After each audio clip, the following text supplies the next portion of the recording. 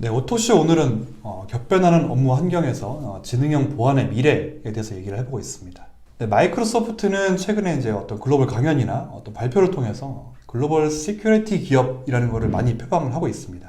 그래서 최근에도 굉장히 놀라웠던 뉴스 중에 하나가 사이버 보안 연구 개발에 10억 불이 넘는 금액을 투자를 하고 있다. 이거는 어떤 인수합병을 제외한 금액으로 정말 실질적인 개발 이제 투자 비용이라고 이제 발표를 해서 많은 논란이 됐었는데 실제 우리 돈으로 보면 1조 원에 달하는 금액이거든요. 네, 이 회사의 매출이나 이런 금액을 봐서는 굉장한 투자이고 또 어떤 기업의 방향성을 좀 표방하는 거라고 생각이 되는데, 그래서 오늘은 저희가 이번 콘텐츠에서는 이제 마이크로소프트의 어떤 라이센스와 이런 보안 기술들에 대해서 한번 깊이 한번 얘기를 나눠보겠습니다. 그래서 오늘 저희 마이크로소프트 MVP이신 권순만 부장님을 모셨고요. 네, 부장님, 저희 말씀드린 대로 마이크로소프트가 흔히들 알기로 그냥 윈도우, 오피스를 이제 주로 취급하는 회사를 알고 있었는데, 예, 이제 보안 회사라는 거를 이제 많이 표방을 하고 있는 것 같아요. 예, 맞습니다. 네. 그러면서 또 마이크로소프트 365라는 라이센스를 발표를 하기도 했고요. 예. 네. 일단은 그러면 이게 또 같은 맥락 안에 있는 것 같이 보이는데, 그런 라이센스의 변화도 그렇고, 그래서 일단은 라이센스 소개를 한번 좀 부탁을 드릴 수 있을까요? 이게 기존의 오피스 365가 뭐가 달라진 라이센스인지. 네, 예. 그래서 이제 뭐 소위 말하는 라이센스라고 일반적으로 하는 건 이제 마이크로소프트는 기업 중심으로 봤을 때 전통적으로 그러니까 EA라는 라이센스가 있습니다. 여러 가지 프로그램들이 있는데 그 중에 이제 가장 이제 큰 프로그램 중에 EA라는 라이센스가 있었는데, 네. 그 라이센스 기업용 라이센스라고 하는 그런 프로그램이 있었는데, 그 프로그램은 퍼 디바이스, 소위 말하면 이제 디바이스 중심의 어떤, 사실은 유저 기반도 있긴 했는데 거의 그 디바이스 중심으로 하는 어떤 그 라이센스 책이었습니다. 그래서 그게 아까 말씀하신 것처럼 윈도우 또는 오피스, 그 다음에 마이크로소프트가 내놓은 이제 서버에를 접속할 수 있는 이제 칼이라고 하는 클라이언트 액세스할 수 있는 그 라이센스를 하고 해서, 그게 패키지화된 형태의 라이센스를 EA라는 프로그램이라고 해서 이제 그런 라이센스가 일반적으로 많이 얘기를 했었는데, 네.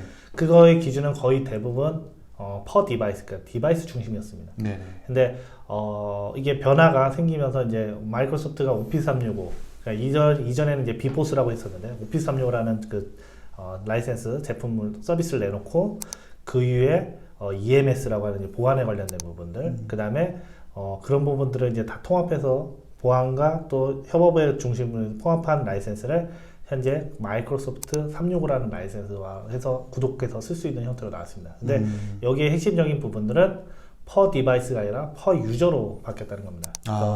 퍼 유저로 바뀌었기 때문에 이전하고 이제 환경이 왜 퍼 유저로 갔을까라는 부분들이 이제 크게 둘 수 있는데, 첫 번째로 봤을 때는 첫 번째로 가장 핵심적인 부분들은 이제 업무 환경들이라든지 클라우드 환경, 이런 환경이 바뀌다 보니까 특히 디바이스 관련된 이슈들이 가장 컸다고 볼 수 있을 것 같습니다. 그래서 예전에는 하나의 PC에 하나의 오피스만 카피를 사용해서 했던 어떤 환경이었다면, 지금은 사실은 디바이스가 최소 우리가 일반적으로 이야기하는 회사용 그냥 기본 디바이스도 있을 거고요, 개인용으로 사용하는 것도 혹시 있을 거고요. 그렇죠. 또는 회사에서도 별도로 제급하는 패드가 될 수 있고 스마트폰도 될 수 있다 그러면, 최소 PC, 패드, 스마트폰을 3개를 지급받는다는 기준으로 봤을 때는 거기에 오피스라든지 기타 등등의 어떤 서버를 접속한다든지 이거 하려면 그만큼 비용이 더 들어갈 수 되는 거죠, 사실은 보면. 그래서 고객 입장을 봤을 때는 그런 디바이스가 많아짐에 있어서 라이센스 부분을 어찌 보면 절약할 수 있는 부분도 있는 상황으로 벌어지긴 했는데, 어쨌든 그런 부분들을 따져봤을 때 오피스 365가 처음 나왔을 때는 오피스만 설치할 수 있는 디바이스는 일반적인 스마트폰, 디바이스 패드류, 그 다음에 PC, 그다음 맥북까지 포함되어 있는, 그래서 각각 5대씩 총 15대까지 사용할 수 있는 형태로 되기 때문에, 내가 PC에서 사용하든 또는 또 재택을 해서 내 집에서 사용하든 정품화된 프로그램을 사용해서 사용할 수 있게 됐다고 보시면 됩니다. 그래서 그렇게 해서 퍼 디바이스에서 퍼 유저로 갔던 부분이 가장 큰 것 같고요.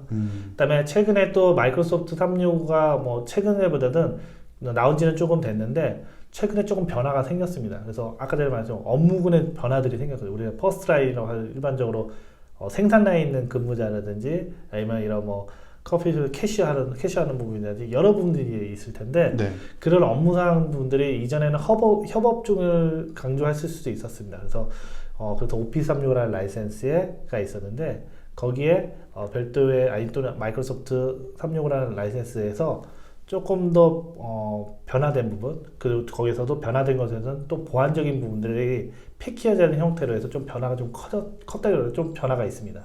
그래서 이전에는 예를 든다면 뭐 마이크로소프트 365 뭐 어떤 A라는 어떤 라이센스가 보안 스크 부분이 조금 미흡했었는데 네.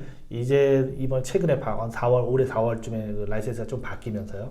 마이크로소프트 365의 어떤 그런 부분들이 A라는 라이센스 포함이 안 됐던 어떤 보안적인 컨셉들이 추가 비용 없이 기본적으로 들어가 있다든지 뭐 이런 형태 좀 바뀌었다고 보시면 될 것 같습니다.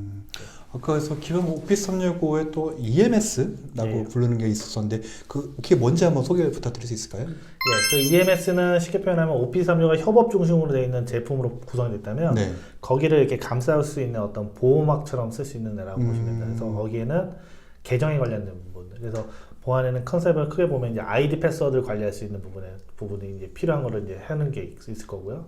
그 다음에 디바이스 관리하는 부분도 있겠죠. 그래서 네. MDM이라고 일반적으로 얘기하는데요.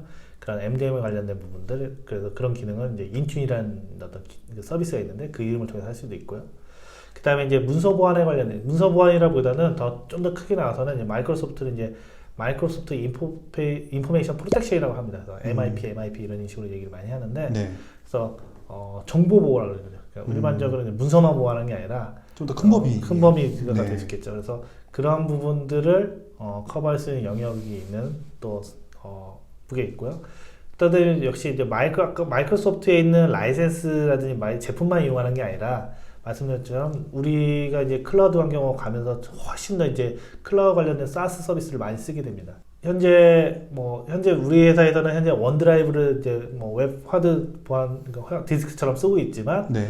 그래도 우리는 이런 관련된 부분들은 뭐 박스라는 어떤 클라우드 서비스라든지 네, 네, 네. 또는 또는 G Suite를 쓸 수도 있고요. 업무 비즈니스 때문에 네. 또는 기타 등등의 어떤 SaaS 서비스를 쓸 수밖에 없을 경우도 있습니다. 네. 그럴 경우에도 마이크로소프트 EMS 안에는 그거를 확장해서 보안을 관리하거나 제한하거나 정책을 만든다든지 가버넌스를 할 수 있는 기능이 이제 MCAS라고 하는 기능인데요. 그래서 마이크로소프트 제품에서는 MCAS라고 하고요.